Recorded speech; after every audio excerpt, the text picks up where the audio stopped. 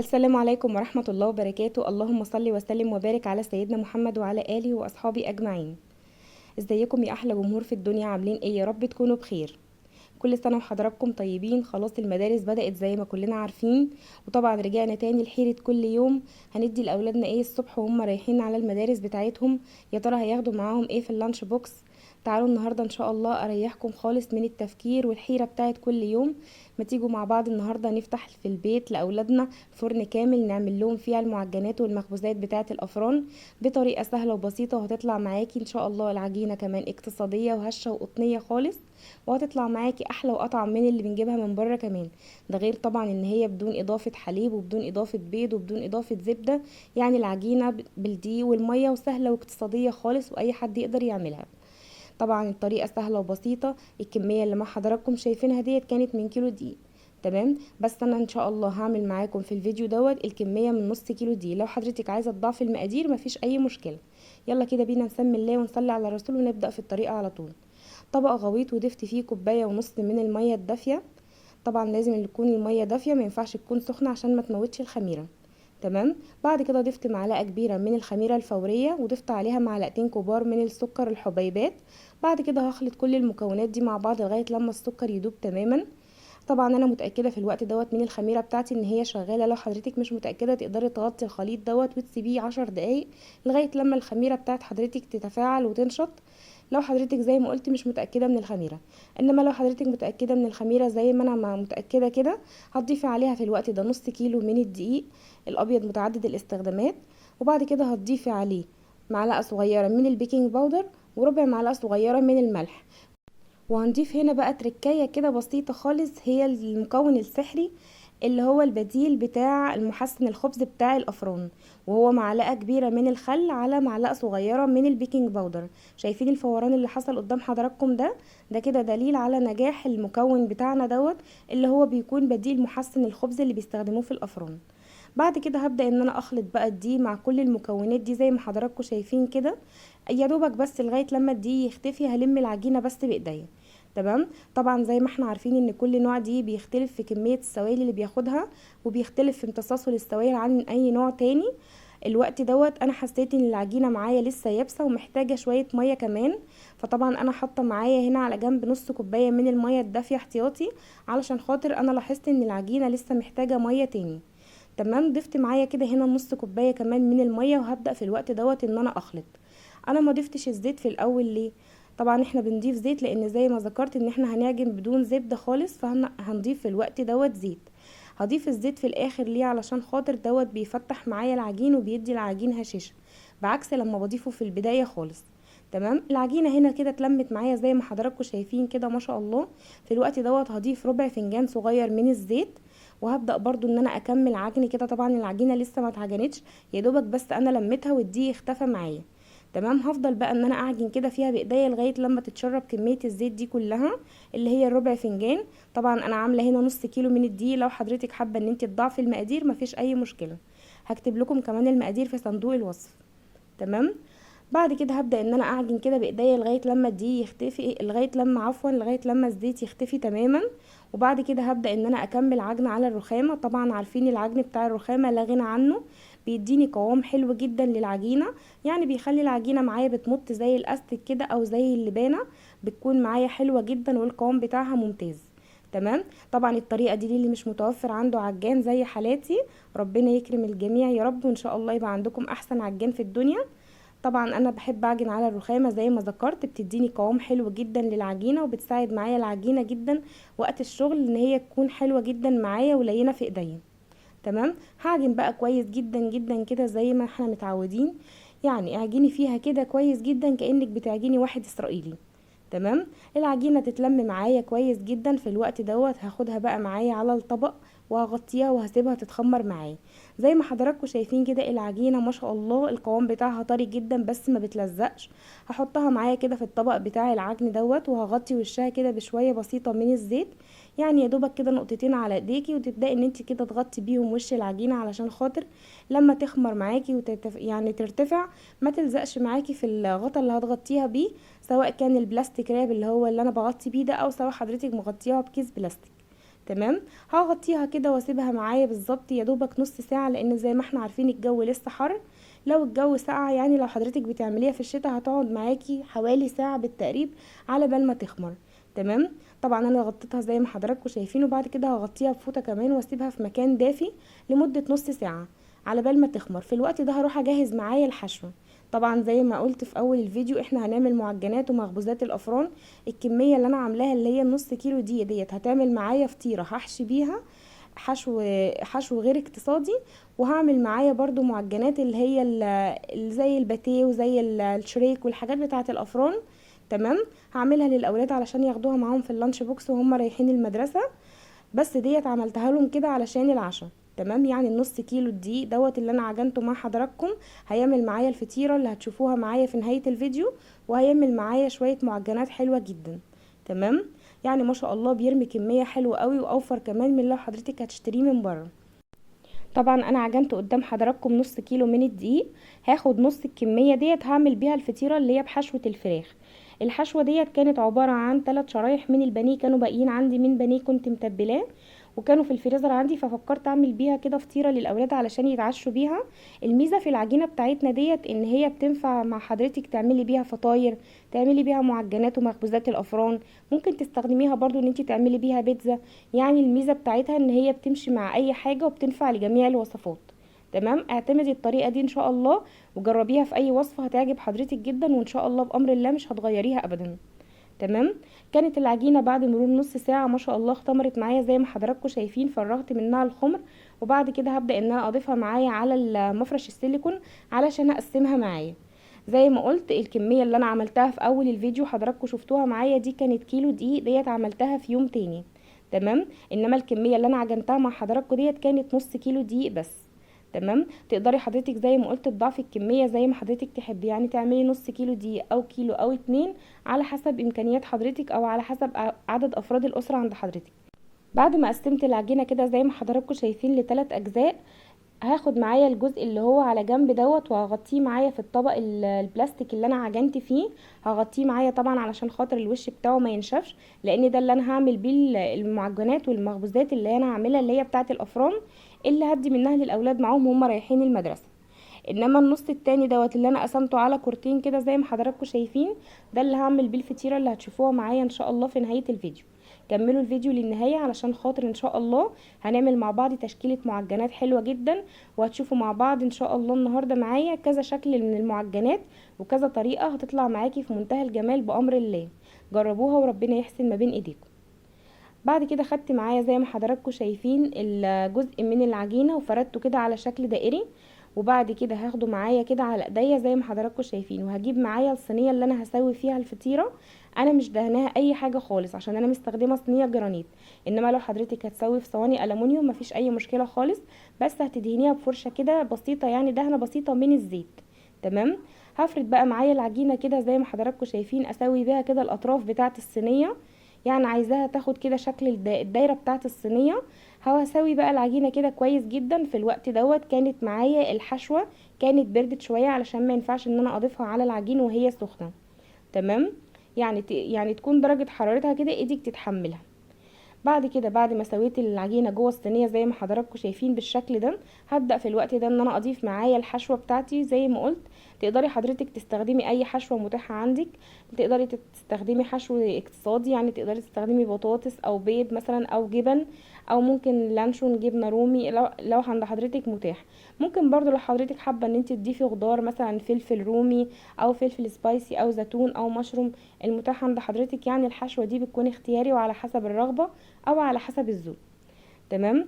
طبعا انا ضفت هنا شويه من الجبنه الموتزاريلا كده في النص بتاع الفطيره، تقدري حضرتك تستغني عنها لو مش متاحه عندك، يعني دي خطوه اختياريه. تمام. يعني مش ضروريه خالص في الفطيره بتاعتنا. تمام. بعد ما غطيت كده الوش بتاع الحشو بتاعها بالموتزاريلا هسيبها بقى شويه على جنب على بال ما افرد الطبقه التانية بتاعه الفطيره. هفردها برضو بشكل دائري زي ما حضراتكم شايفين زي ما فردت معايا الطبقه الاولانيه. اهم حاجه ان هي تتفرد معانا تغطي الطبقه التانية بالظبط، يعني ما تكونش كبيره قوي عليها ولا تكون اقل منها. تمام. طبعا العجينه علشان خاطر اتخمرت معانا كويس وارتاحت كويس جدا بعد العجن هتتفرد معاكي بكل سهوله زي ما حضراتكم شايفين.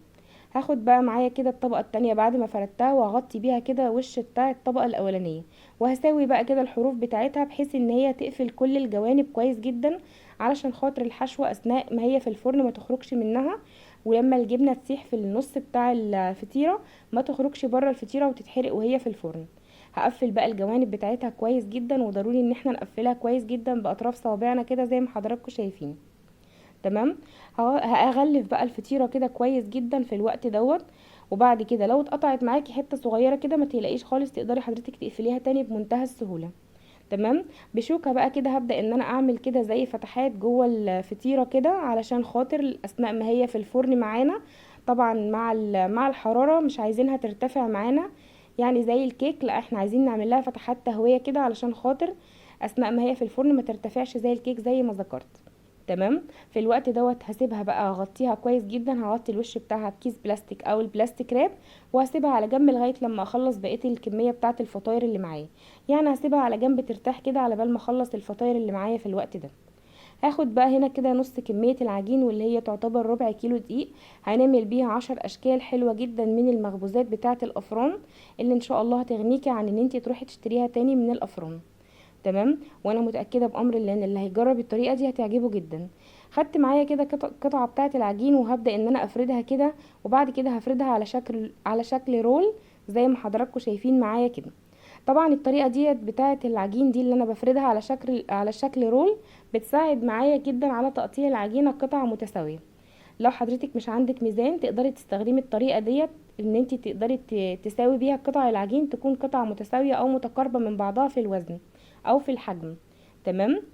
هقسم العجينه معايا كده زي ما حضراتكم شايفين على 10 قطع بالظبط زي ما حضراتكم شايفين معايا. تمام. بعد كده باخد كل قطعه منهم والفها كده على شكل كوره بالشكل اللي حضراتكم شايفينه دوت، وبعد كده هحطها على صينيه واسيبها ترتاح شويه. يعني بسيب العجينه ترتاح معايا قبل ما ابدا ان انا اشكلها مده لا تقل كده عن 10 دقايق ربع ساعه، مش اكتر من كده. تمام. هي خمرانه معانا كويس جدا، يعني العجينه واخده الخمر الصح بتاعها. احنا بس هنسيبها 10 دقايق ترتاح او ربع ساعه علشان تكون سهله معانا في الفرد. وضروري جدا الخطوه بتاعت ان انت تريحي العجينه بعد لما تقسميها عشان تساعد معاكي كويس جدا في الفرد. تمام. هغطي بقى وشها كده شويه واسيبها لمده 10 دقايق او ربع ساعه زي ما ذكرت. تمام. القطعتين اللي انا سبتهم بره دول من اللي انا هبدا بيهم اشكل معايا اول فطاير معايا، او اول معجنات او مخبوزات اللي هي بتاعه الافران معايا. وزي ما قلت ان الكميه اللي معايا ديت ال10 كرات هعمل بيهم 10 اشكال زي ما هتشوفوا معايا ان شاء الله. طريقه التشكيل بتاعتنا النهارده ان شاء الله هتكون سهله وبسيطه وبدون قطعات وبدون قوالب، يعني اي حد يقدر يستخدمها بمنتهى السهوله. لو مش متاح عند حضرتك قطعات او قوالب تقدري تستخدميها باي حاجه متاحه عندك. تمام. جبت معايا كده غطا ازازه بلاستيك بتاعه الازاز بتاعه الميه، يعني اي حاجه متاحه عندنا.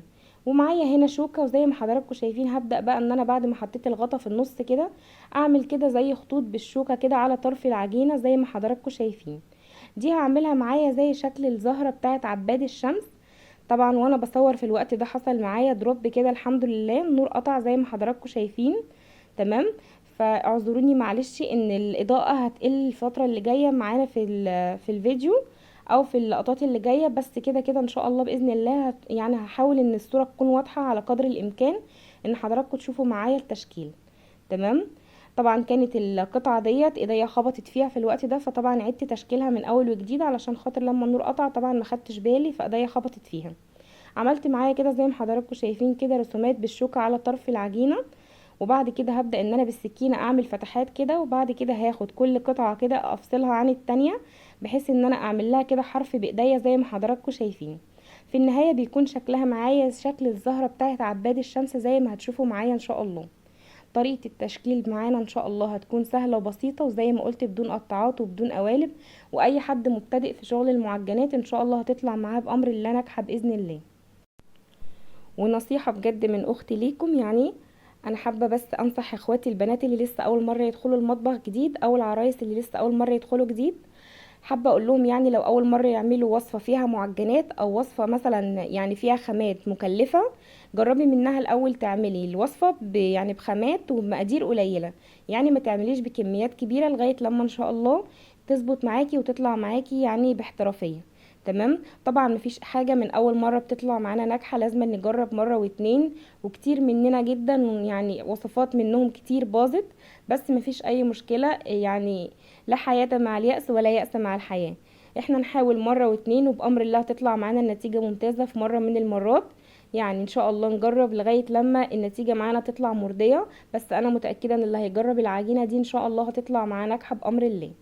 تمام. بس برضو نصيحة، لو بتتابعوني او بتشوفوا لي فيديو او بتشوفوا لاي حد، يعني انا نصيحة كده لوجه الله بقول لكم جربوا الاول بمقادير قليلة، يعني حاولوا ان انتم ما تعملوش مقادير كميات كبيرة.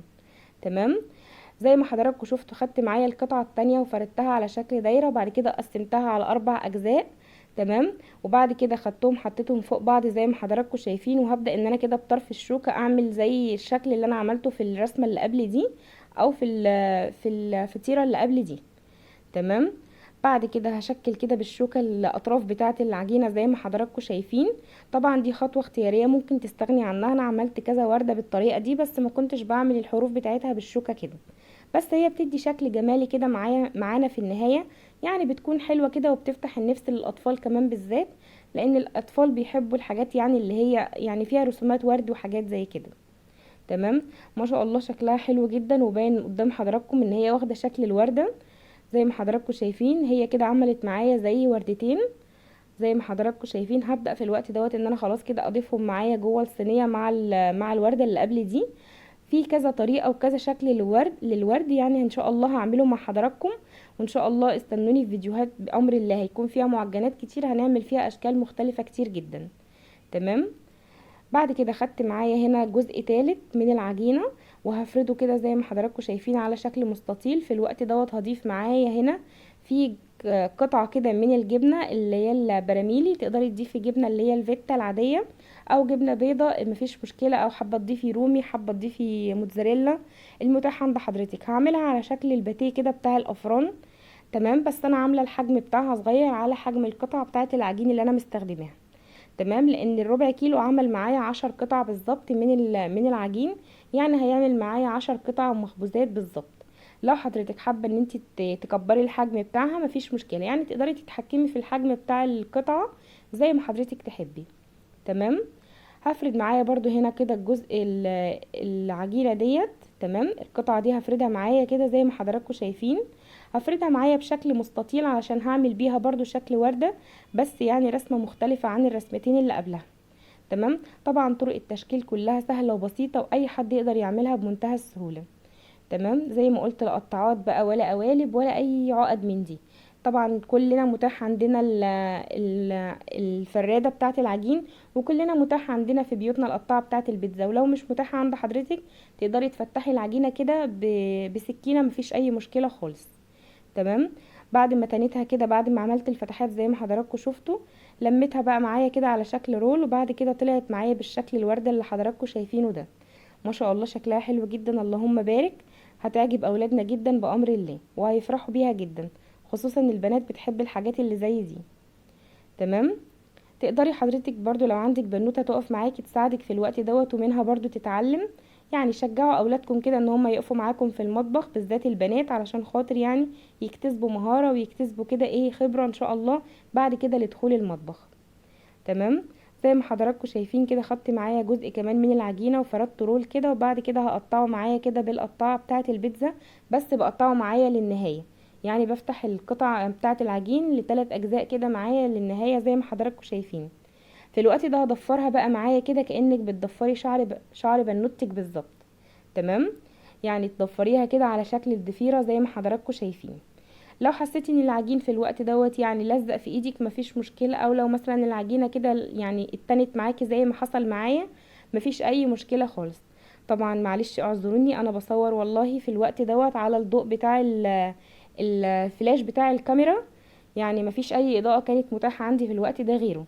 تمام. هحاول على قدر الامكان معاكم ان انا اطلع الحاجة بامر الله يكون النتيجة في الاخر مرضية، انما مع حضرتك بامر الله في الاضاءة الكاملة انا متأكدة ان يطلع حظك بامر الله احسن من حظي، وتطلع معاكي النتيجة افضل بكتير من اللي طلعت معايا.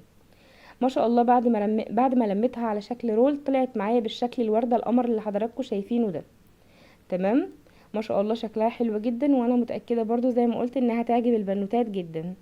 خدت معايا قطعة برضو من العجين وقسمتها على 3 قطع، وبعد كده هبرمها كده على شكل رول. هبرمها كده زي ما حضراتكم شايفين لغاية لما يعني تتفرد معايا كويس جدا. تمام. دي برضو هنعملها على شكل الضفيرة.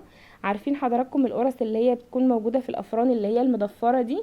هتطلع على نفس الشكل ده، بس طبعا علشان انا مستخدمة قطعة عجين صغيرة فهتطلع معايا على شكل الضفيرة بس مش هتطلع معايا على شكل القرصة المضفرة. تمام.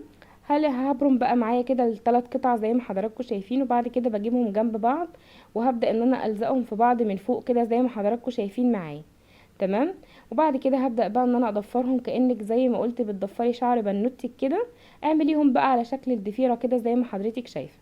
ممكن تقسميهم على 2 برضو وتلفيهم حوالين بعض كده، برضو هيكون شكلهم حلو. يعني لو حضرتك حابة ان انتي تعملي كده برضو مفيش مشكلة، او حابة ان انتي تعمليها كده برضو مفيش مشكلة، يعني حسب ارادة حضرتك.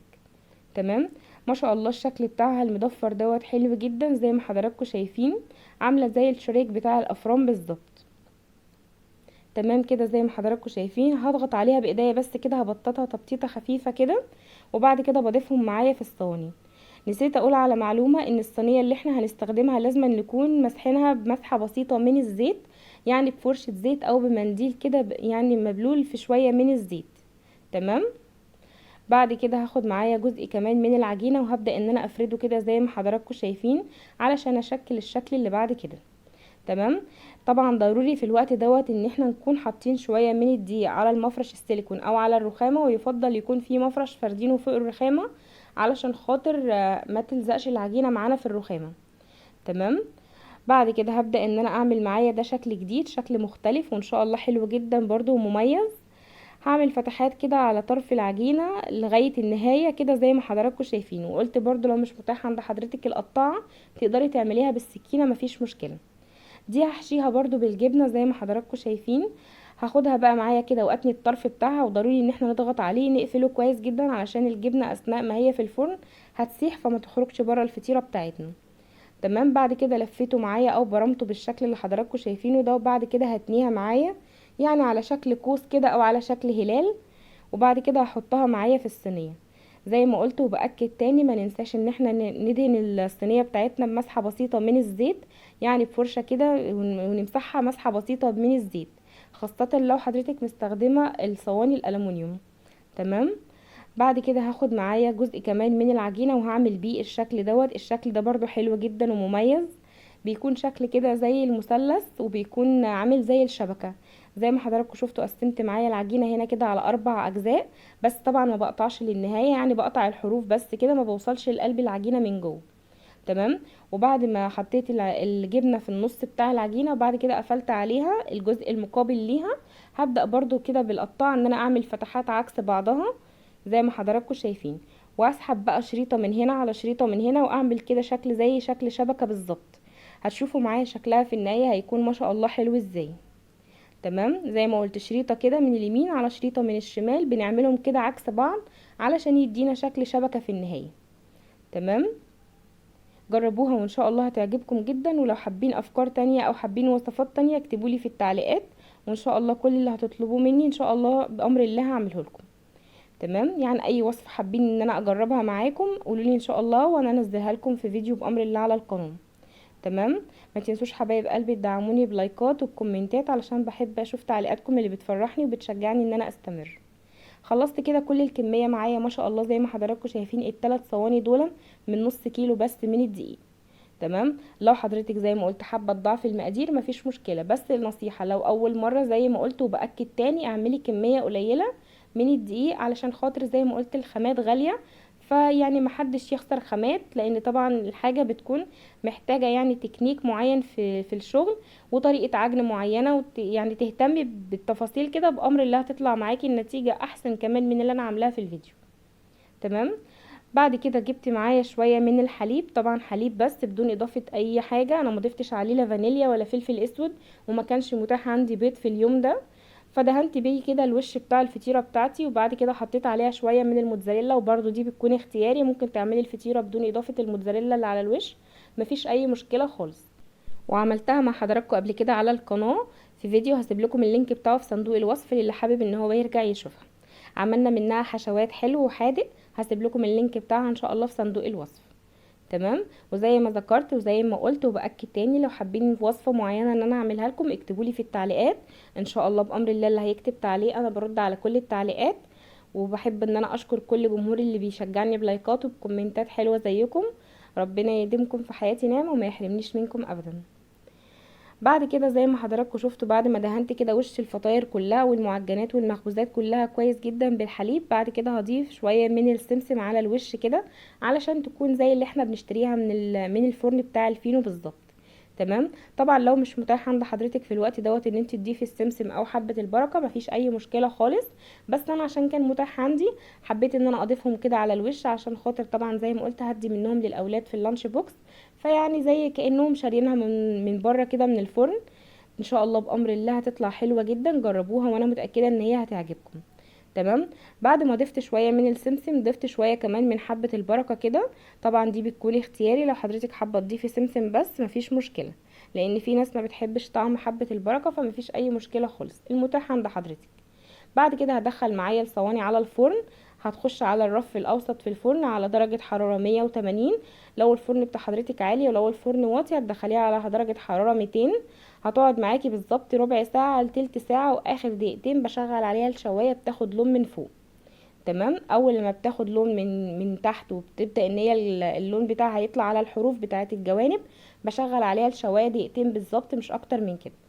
الكمية اللي حضراتكم شايفينها معايا ديت كانت من كيلو دقيق، بنفس العجينة بالظبط وبنفس التشكيل. عملت منها الاشكال دي اللي كنت عاملاها مع حضراتكم في الفيديو شفتوها من شوية، بس زودت عليها الاضافة ان انا عملت منها الكايزر اللي حضراتكم شايفينه ده، عملت منها ميني كايزر، وعملت منها الفينو زي ما حضراتكم شايفين. وطبعا دي كانت اول تجربة ليا في الفينو، وان شاء الله بامر الله مش هتكون اخر تجربة. تمام. العجينة ديت زي ما قلت تنفع مع حضرتك تعملي منها كذا وصفة. ما شاء الله زي ما حضراتكم شايفين، بعد ما طلعت معايا بالظبط بعد مرور ربع ساعة او 20 دقيقة كاملة، زي ما حضراتكم شايفين الفطيرة طالعة معايا ما شاء الله. دي الفطيرة اللي انا عملتها من ربع كمية، من ربع كيلو دقيق، اللي هي كانت نص كمية العجين اللي انا عجنتها. ما شاء الله شايفين اللون بتاعها من الوش ومن الظهر ما شاء الله حلوة جدا، والعجينة برضو بتاعتها طرية جدا. بس طبعا زي ما احنا عارفين ان اي معجنات بتخرج من الفرن لازم نغطي وشها شوية بفوطة، تكون فوطة نظيفة كده نغطي بيها الوش بتاع العجينة مدة لا تقل عن 5 دقايق، علشان تطرى معانا وما تتعرضش للهواء وتطلع معانا يابسة او ناشفة. ما شاء الله اقطع مع حضراتكم كده زي ما حضراتكم شايفين العجينة، وما شاء الله حلوة جدا الفطيرة، شكلها بيشهي، شكلها يفتح النفس ما شاء الله. دي كنت زي ما ذكرت عملتها للاولاد علشان يتعشوا بيها في اليوم ده. تمام.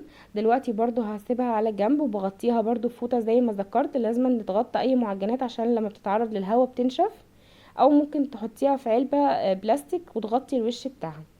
تمام. بعد كده هطلع معايا برضو المعجنات اللي انا عملتها ما شاء الله، الكمية اللي هي بتاعه الربع كيلو التانية، اللي هي ربع كيلو دي، طلعت معايا السرفيس اللي قدام حضراتكم ده، او الصينية اللي حضراتكم شايفينها دي.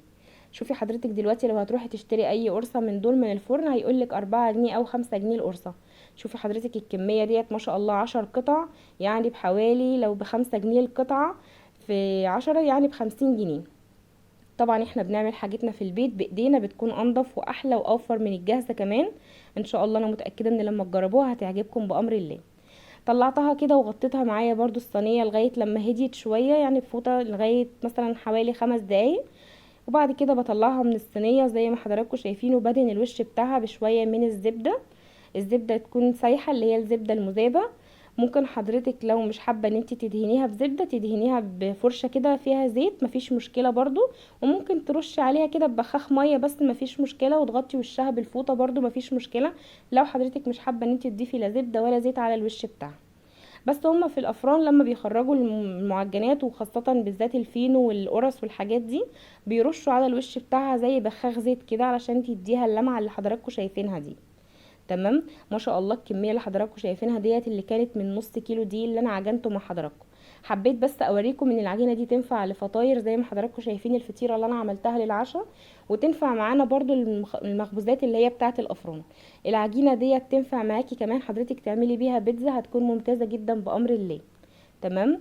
زي ما حضراتكم هتشوفوا معايا كده ديت الصواني اللي انا عملتها اللي هي بتاعه كيلو الدقيق، زي ما قلت بنفس طريقة العجن وبنفس طريقة التسوية بالظبط، وطلعتها من الفرن زي ما حضراتكم شايفين، بس الكمية هنا اكتر، ويعني الكمية مضاعفة لان انا عملت كيلو دي زي ما قلت.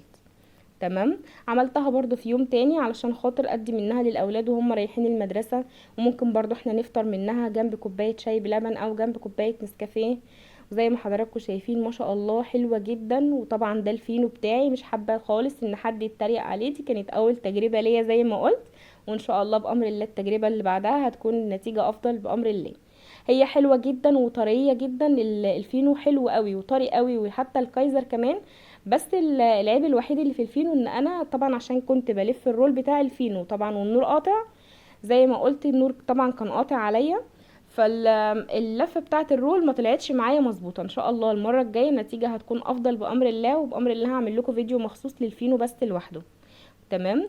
ما شاء الله العجينه حلوه قوي قوي قوي وطريه جدا، وزي ما حضراتكم هتشوفوا معايا مدى طراوه العجينه، يعني تنفع معاكي زي ما قلت. عملت منها الفينو وعملت منها الكايزر وعملت منها القرص وعملت منها الباتيه والشريك بتاع الافران.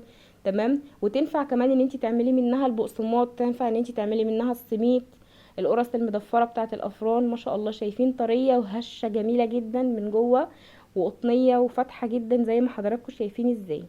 تمام. زي ما حضراتكم شفتوا ده الفينو، وده كده عملت معاكم الفينو. ده الكايزر ما شاء الله القلب بتاعه من جوه طري ومستوي وهش جدا خالص زي ما حضراتكم شايفين، وتقدري تفتحيه بمنتهى السهوله بالسكينه وتعملي بيه الحشوات اللي حضرتك حابه ان انت تعمليها لاولادك، وبامر الله هتعجبكم ان شاء الله وهتعجب اولادكم.